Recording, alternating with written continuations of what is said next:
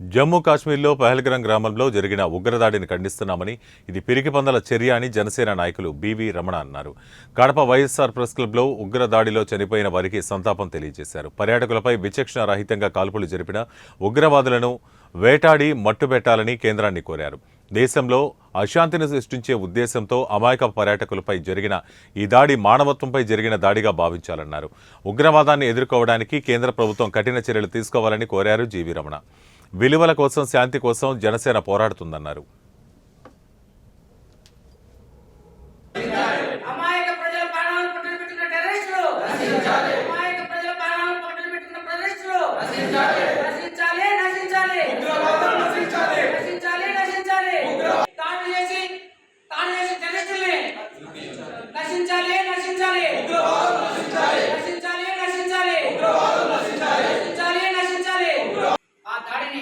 Janasena party తరఫున మా అధినాయకుడు పవన్ కళ్యాణ్ తరఫున ఖండిస్తా ఉన్నాం.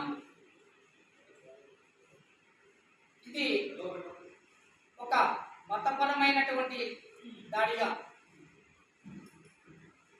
ఒక విద్వేషమైనటువంటి దాడిగా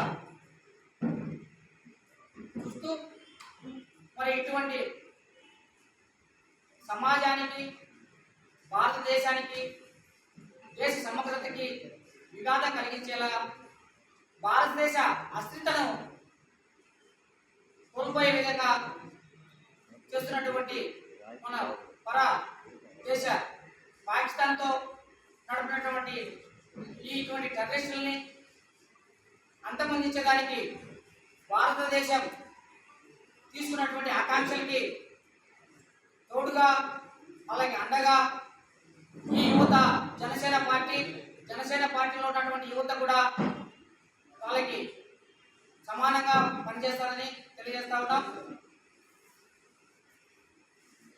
ఇప్పటి వరకు కూడా భారతదేశంలో ఎటువంటి దాడులు జరిగినప్పటికీ కూడా మరి పహల్గాంలో జరిగినటువంటి దాడి ఒక విలక్షణమైన దాడి. ఇంతవరకు జరిగిన దాడులన్నీ కూడా మన భారతదేశ రాజకీయ పార్టీలు కొన్ని వెనకేసుకొస్తూ మరి ఇండైరెక్ట్ గా, పరోక్షంగా టెర్రరిస్టులను సపోర్ట్ చేస్తున్న పార్టీలు మనం చూస్తా ఉన్నాం.